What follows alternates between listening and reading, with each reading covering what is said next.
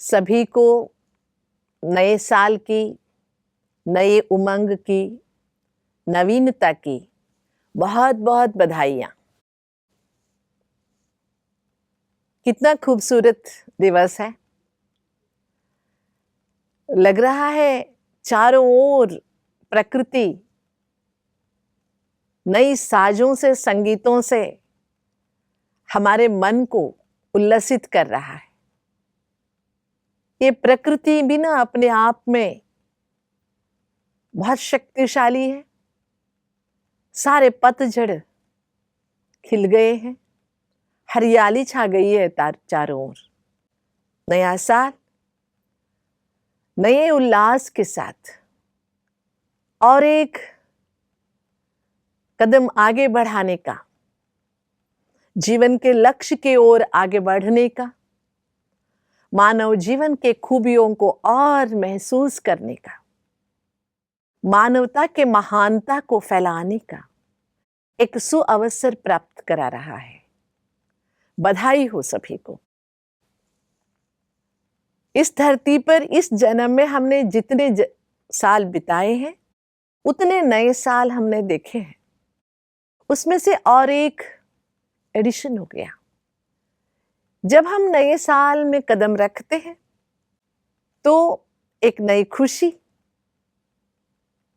हमारे मन में झलकती जरूर है, लेकिन कहीं ना कहीं एक पीड़ा भी रहती है कि हम कहीं ना कहीं अपने जीवन के अंत के समीप हो रहे हैं, या यूं कहें कि जीवन जीने में जितने भी हमें अवसर प्राप्त है उसमें से एक साल कम हो गया। लेकिन इसे हम एक नेगेटिव दृष्टिकोण से ना देखते हुए हम सोचे कि जीवन एक जीने की कला है। जीने के लिए अगला संवत्सर में पहला कदम हम रख रहे हैं। पिछले साल से, पिछले सालों से जो हम नहीं कर पाए, इस साल हम करेंगे।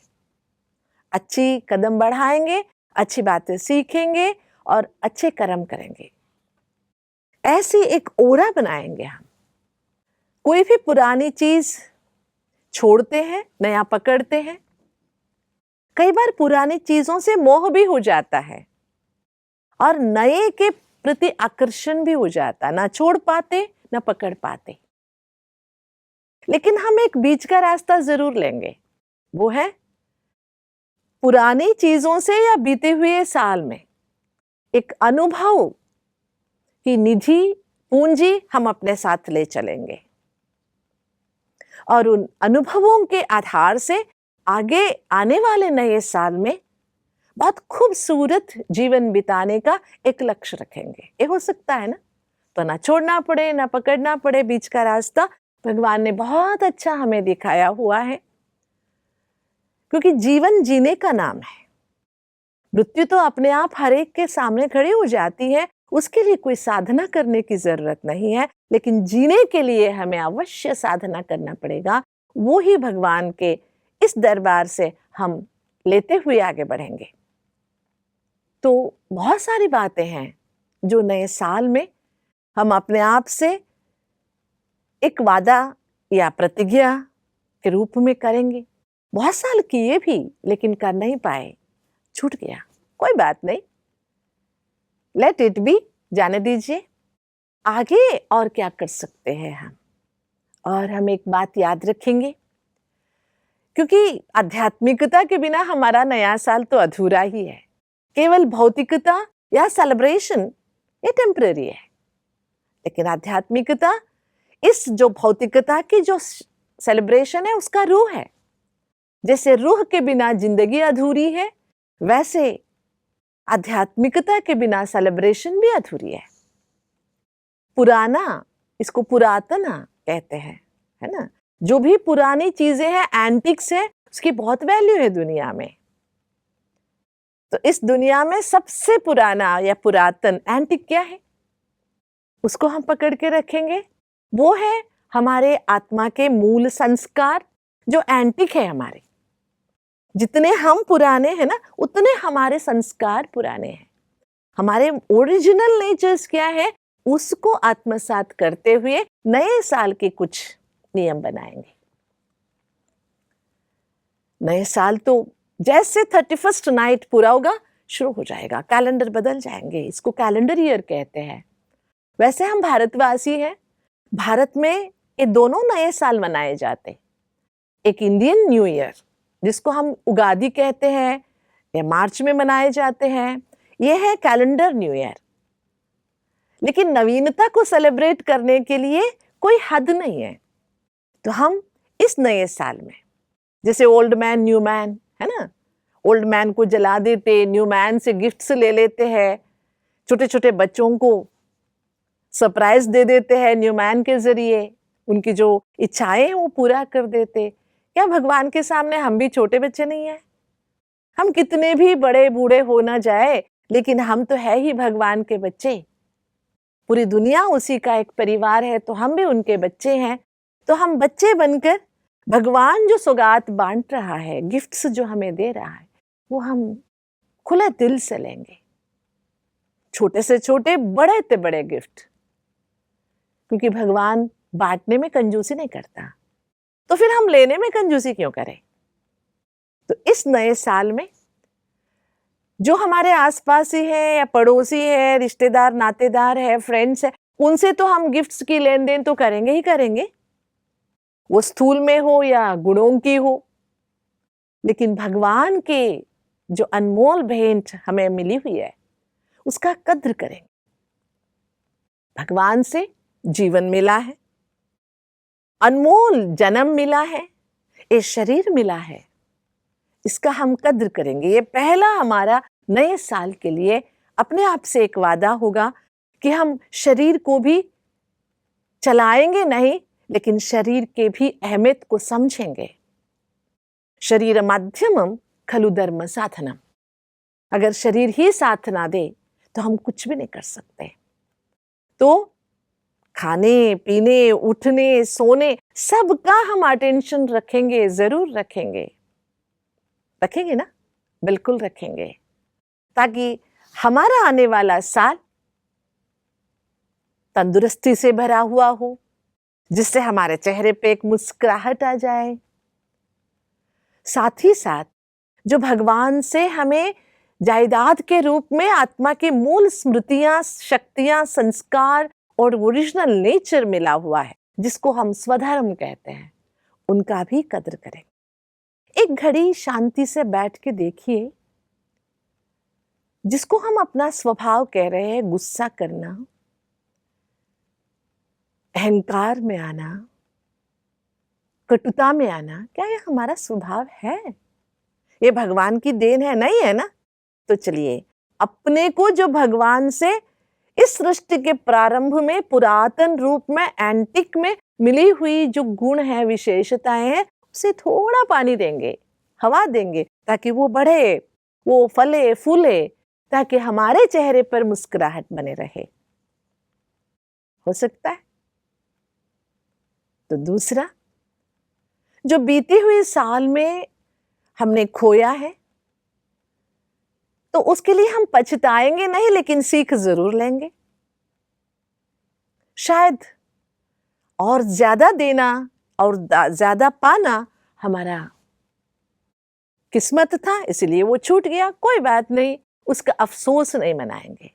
लेकिन जो भगवान दे रहे हैं, अनमोल समय दे रहे हैं, उस समय की कद्र करेंगे।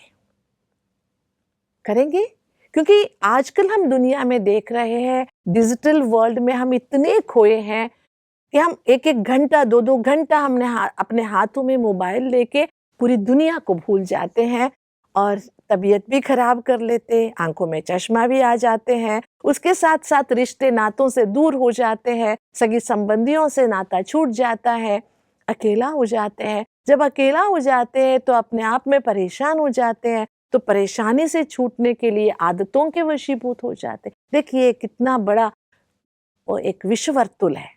इससे बाहर निकलने के लिए पहले समय के कद्र करेंगे। हाँ, डिजिटल मीडिया का उपयोग जरूर करेंगे, लेकिन अच्छाई के लिए, आगे बढ़ने के लिए एक हैबिट नहीं बनाएंगे।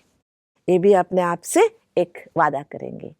करेंगे, जब बड़े करेंगे तब छोटों को भी करा सकेंगे, हम और आप सभी मिलके जो चैतन्यता में सुख है ना, वो जड़ता में कभी नहीं है। तो चैतन्यता का आनंद लेंगे, उसी की ओर कदम बढ़ाएंगे। आगे बढ़ते हुए क्या हम कभी दिन में एक बार भी अपने आप को थैंक्स कहा? नहीं।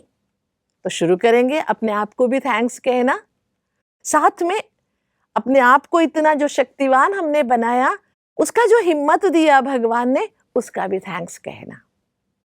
तो ये दोनों चीजें हम साथ लेते हुए आगे बढ़ेंगे। ग्रैटिट्यूड है ना, ये बहुत जरूरी है मानव जीवन में। हम सोचते हैं इनकी कर्तव्य है, वो कर रहा है, ठीक है कर्तव्य है, लेकिन जितने लोग हैं जो कर्तव्य का पालन नहीं कर रहे हैं, भगवान कर रहा है, हम भी कर रहे हैं, तो ग्रैटिट्यूड तो बनता ही है। तो करते आगे बढ़ेंगे। तो नए साल जो हम पिछले साल कर नहीं पाए, जो रह गया आधा अधूरा, उसका बोझ ढोएंगे नहीं, लेकिन उसको नवीनता से फिर से अपनाने का एक संकल्प जरूर करेंगे।